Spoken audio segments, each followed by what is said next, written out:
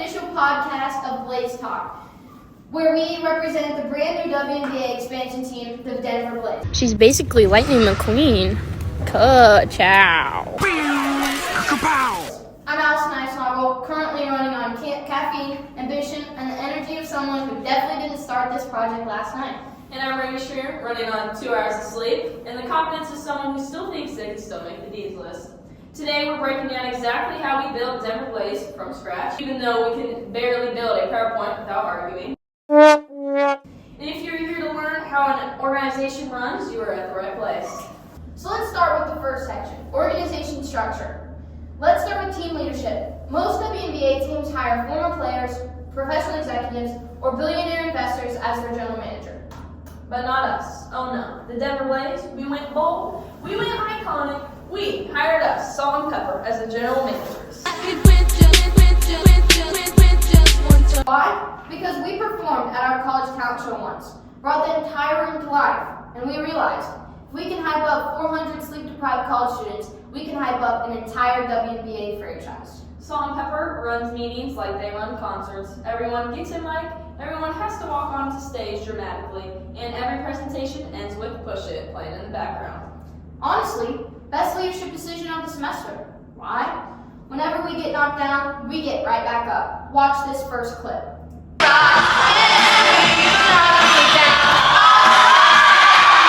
Then below, we've got our head coach, assistants, analytic teams, marketing squad, and Blaze Bear, who definitely has performance anxiety, but we let it slide. These are the key points in our presentation that we will cover. So for our first segment, we have agency and contract law, aka how we legally stole 2 superstars. So let's talk about contracts, because nothing says I'm a real sports business professional like explaining a multi-million-dollar while sitting in a dorm room with a broken LED light strip. So for our first free agency is Sabrina Nescu. Now securing Sabrina wasn't easy. Her agent walked in with a 3-inch binder, a latte order more specific than any dissertation, and a glare that said, "Don't waste my time." Under agency law, her agent legally represents her, meaning if we say anything dumb, it was basically saying it straight to Sabrina herself, no pressure. Her contract had to hit all the big points. Term length, 4 years, enough time for her to become the face of the franchise, not enough time for her to ask how we're running a team using Google Calendar. For salary, competitive, and she's going to get the WNBA max level. Performance incentives, bonuses for all-star selections, jersey sales, and every time she lets us pretend we understand analytics. We also negotiate image rights, licensing terms, and sponsorships obligations because if Sabrina posts even once about Blaze basketball, our ticket sales will triple immediately like a bouncy house inflation. So for our next free agency, we have Paige Beckers. Paige is fresh out of college and already a generational superstar, which means her agent also came in with a binder, but this one had color-coded tabs, serious tabs. Same deal. Under agency law, everything must be negotiated through her representative. And let's just say, Paige's team was ready. They wanted protections, incentives, NIL to pro transition coverage, all of it. Her contract also mirrors Sabrina's in structure, but with a more detailed rookie to vet development clause. So for term, we have 3 years and team option. Salary, strong for rookie, but it will go up with escalation. Incentives, rookie of the year, all-star, social media engagement because her Instagram is basically a sponsorship goldmine. Health and medical protections, very important because she's battled injuries before. In endorsement conflicts, making sure our Blaze sponsors don't crash with her personal Nike deals. Because contract law is basically one big don't sue us puzzle. So for the next section, we have risk management. Risk management is basically the art of predicting disaster before it happens, like anticipating when your roommate will blow a fuse by plugging in an air fryer, a ring light, and a hair dryer at the same time. So the things that we can ensure at Blaze.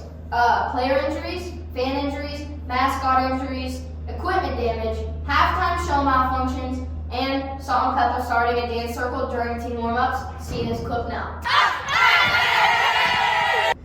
We make emergency plans, evacuation routes, concussion protocols, basically everything college students ignore during fire drills. So for the next section, we have governance. which basically is the part where the WNBA becomes our boss. So let's get into governance. The part of the sports business that sounds boring until you realize the league can literally tell you no like they're your own parents. Governance in the WNBA is real. We're talking structure, rules, compliance, approvals, basically the syllabus of professional sports, except you can't skip to the final project. So here's how it works for, the Denver Blaze. Before we even touched a roster, a logo, or a TikTok account, the WNBA had to officially approve us as an expansive franchise, which includes financial backing, ownership qualifications, long-term sustainability plans, market analysis, community impact, arena agreements, and a budget that doesn't look like our own checking accounts. Then comes operational governance.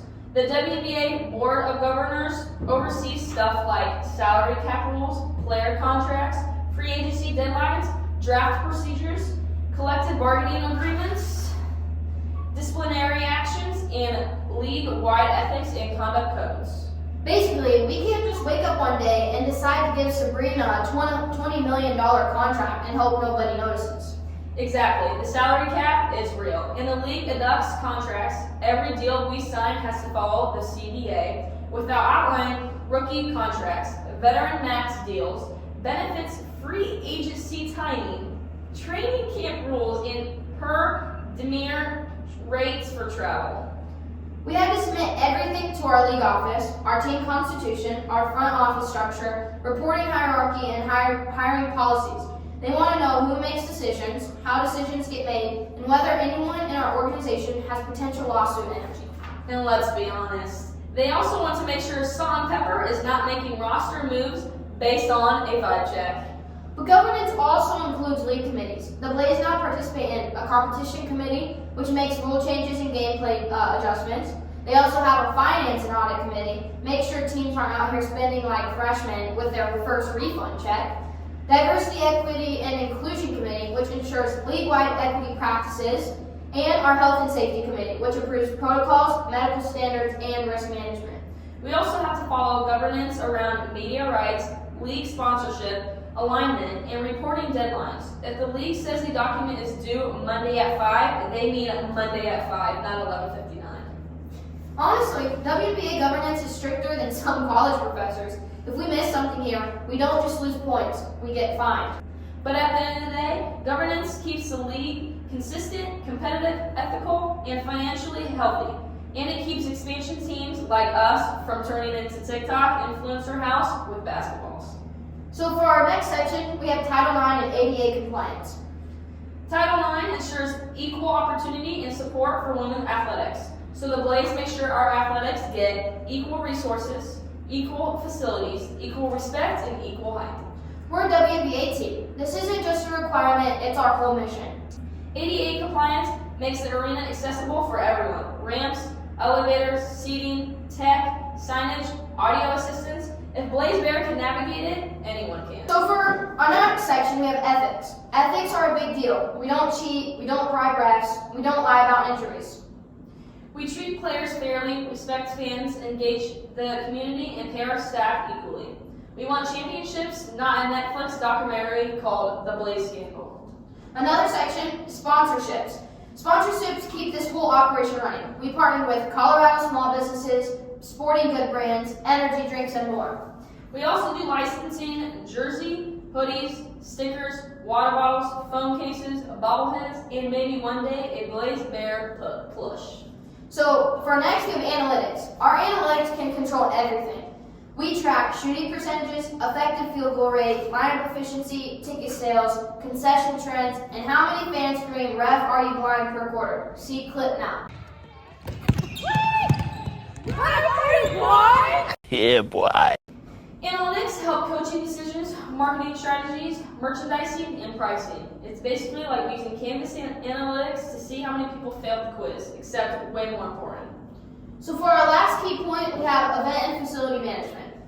Our arena, a masterpiece. We've got VIP sections, student zones, family areas, food courts, merch shops, and a Blaze cam dedicated to catching people dancing badly. Like this. I feel good.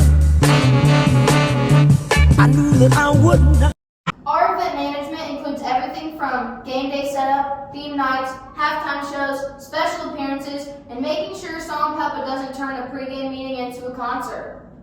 So yeah, running the Denver Blaze is serious business. Contracts, analytics, risk management, ethics, all the important stuff we learned, plus chaos, plus a mascot who needs a babysitter. Thanks for listening to Blaze Talk. Stay fiery, stay hyped, and remember, if Blaze Bear asks you to dance, just say yes. It's probably safer that way.